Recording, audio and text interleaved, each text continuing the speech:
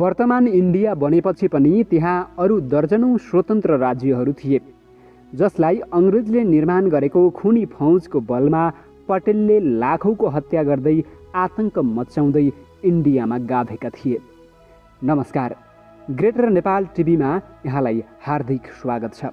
आज हामी यस विषयमा छोटो चर्चा गर्दैछौँ।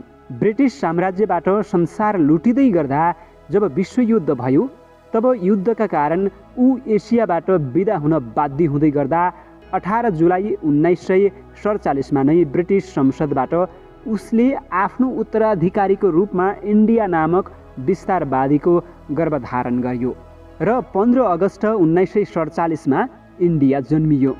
तब यस शान्त सह अस्तित्वको भूमि दक्षिण एसियामा विस्तारवादी आतंक सुरु भयो। 15 अगस्त 1947 मा अङ्ग्रेजले आफू जानु अघि आफू जस्तै लुटेरा राष्ट्र इन्डिया बनाएपछि मात्र इन्डिया हामी लगायत ससाना राष्ट्रको नयाँ छिमेकीको रूपमा उपस्थित भयो। तब ससाना राष्ट्रहरू झन् असुरक्षित बन्न थाले। आजकल त यसको र नामक गुप्तचर संस्था खुल्ला साँडे हिँडेसरी हिँड्छ। कतिखेर यो मत्ता साँडेले कसलाई आक्रमण गर्ने हो कुनै ठेगाना छैन र त नेपाल लगायत ससाना छिमेकीहरूलाई झन् डरलाग्दो हुँदैछ, अझै असुरक्षित महसुस हुँदैछ।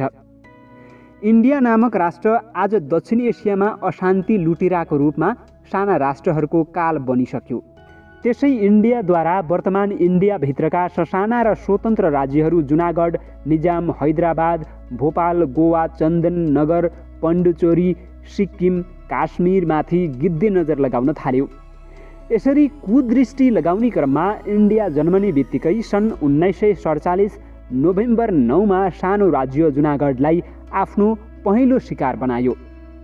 त्यसपछि 20 फेब्रुअरी 1948 का दिन भोपाल कब्जा गर्यो। संसारबाट विरोध हुन थालेपछि इन्डियन सेनाको घेरामा 1 जुन 1949 मा जनमत सङ्ग्रह गरी त्यसलाई पनि इन्डियामा गाभियो। तत्कालीन इन्डियन क्षेत्रकै सबभन्दा धनी र ठुलो राष्ट्र निजाम हैदराबाद अङ्ग्रेजी सेना र हतियारको शक्तिमा 5 दिनमा क्रूर आतंक मचाउँदै लाखौंको हत्या पश्चात सन् 1948 सेप्टेम्बर 17 का दिन हैदराबाद पनि इन्डियाले निल्यो। छिमेकीलाई उचाल्ने, फुटाउने र आफ्नो मातहत राख्ने योजना अनुसार मुक्त बाहिनी नामक सेना, जुन सेनामा अङ्ग्रेजले निर्माण गरेको हतियार साथै रसियन हतियारसहित इन्डियन सेनाद्वारा पूर्वी पाकिस्तानको भूभाग कब्जा गर्यो, तर अमेरिकी चासो अन्तर्गत उक्त भूभाग इन्डियामा गाभ्न नसकी 16 डिसेम्बर 1971 मा बङ्गलादेश निर्माण भयो। सन् 15 अगस्त 1947 का दिन अङ्ग्रेजले जन्माइदिएको इन्डियाले प्रजातन्त्र नामको सुन्दर कथा रच्दै राजा त्रिभुवनलाई इन्डिया पुर्याएर नेपाल कब्जा गर्ने योजना बनायो। भरै त्यो कब्जा हुन सहज नभएकाले इन्डिया नेपालको आन्तरिक मामलामा घुस्न थाल्यो। त्यसले बिस्तारै नेपालमा इन्डिया विरोधी जनमत निर्माण हुन थाल्यो। त्यसैको परिणाम आजसम्म नेपाल जीवित छ। त्रिभुवनपछि प्रजातन्त्र र काङ्ग्रेस नामले नेपालमा के गर्यो त्यो भोग्ने ठुलो पुस्ता अझै जीवित छन्।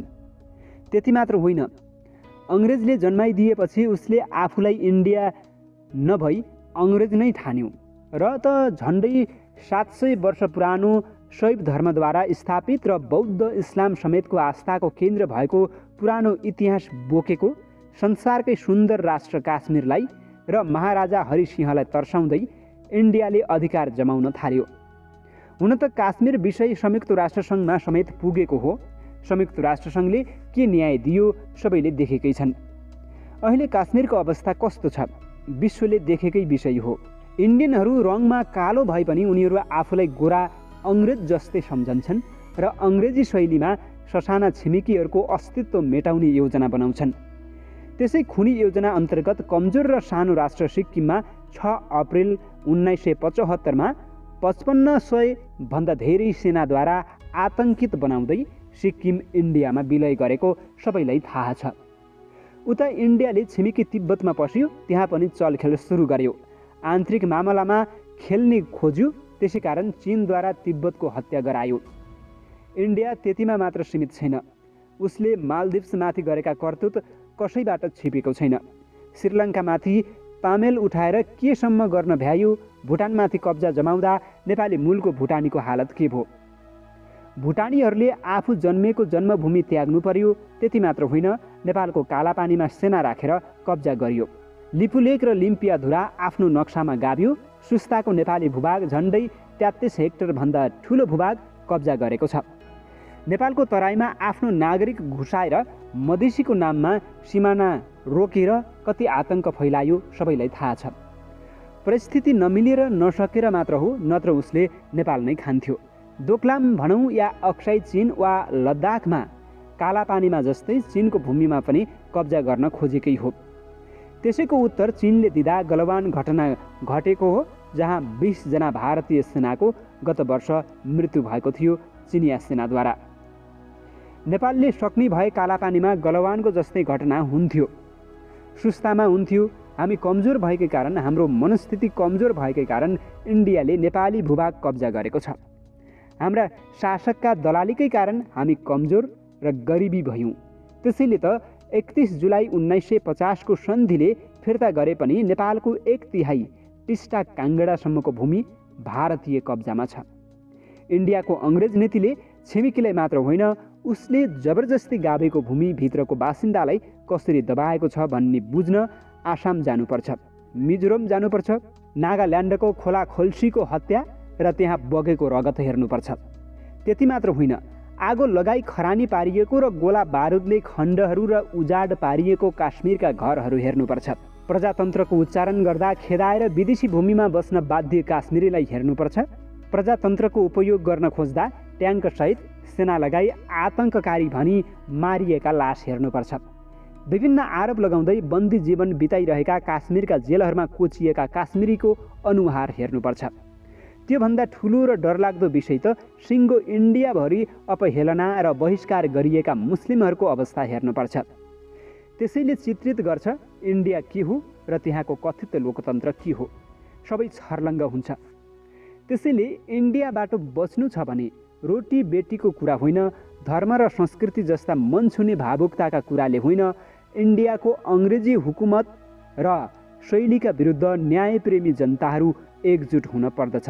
दक्षिण एसियाका ससाना देशहरूले आफ्नो अस्तित्व बचाउने हो भने इन्डियाबाट बच्ने योजना बनाउन जरुरी छ। नत्र भन्न सकिन्न कतिखेर के हुने हो अथवा कुन देश समाप्त हुन्छ, कुन देशको कुन क्षेत्र इन्डियाको नयाँ शिकार बन्नुपर्नेछ।